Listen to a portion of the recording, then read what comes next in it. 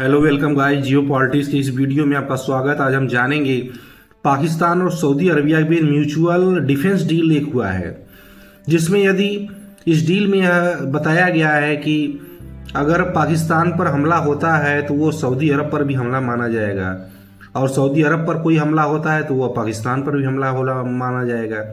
इसलिए दोनों एक दूसरे के साथ मिलकर लड़ेंगे तीसरे देश के हुए।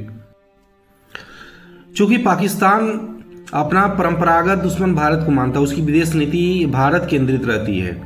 उसके जीवन में जो भी उसकी विदेश नीतियां हैं वो भारत से रिलेटेड ही होती हैं। उसको लगता है कि अगर भारत पिछली बार की तरह हम पे हमला करता, ऑपरेशन सिंदूर की तरह, तो हमें सऊदी अरबिया मदद करेगा और उसके जो अमेरिकन हथियार हैं वो हमें लड़ने के लिए आएंगे, और बहुत सारा धन और पैसा भी अरब से मिलेगा, क्योंकि उसकी इकोनॉमिक क्राइसिस में सऊदी अरब लगातार उसकी मदद कर रहा है।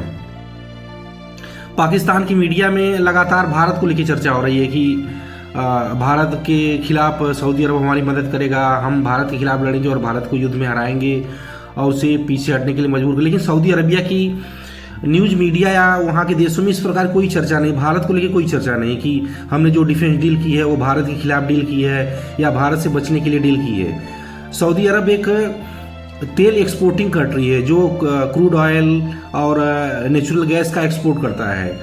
वो उसकी डिपेंडेंसी अमेरिका पे रही है, अमेरिका को वो पार्टनर है, अमेरिका उसकी रक्षा ज़रूरतों को पूरा करता है, सारे हथियार उसको प्रोवाइड करता है, बदले में उससे पैसे लेता है।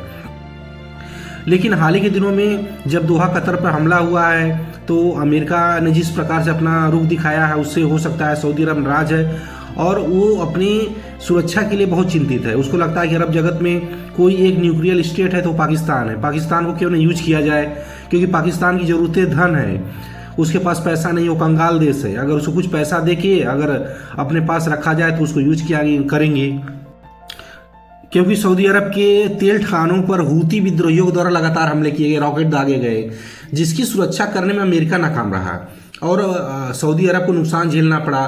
और ईरान जिस प्रकार का समीकरण वहाँ के बना के बैठा है, वो सिया और सुन्नी के देश हैं, जो अलग तरीके से वो सिया बाहुल देश है, ये सुन्नी बाहुल देश है, और अरब जगत में दो नेता बनते हैं, ईरान अलग लीडर बनता है, सऊदी अरब अलग लीडर बनता है।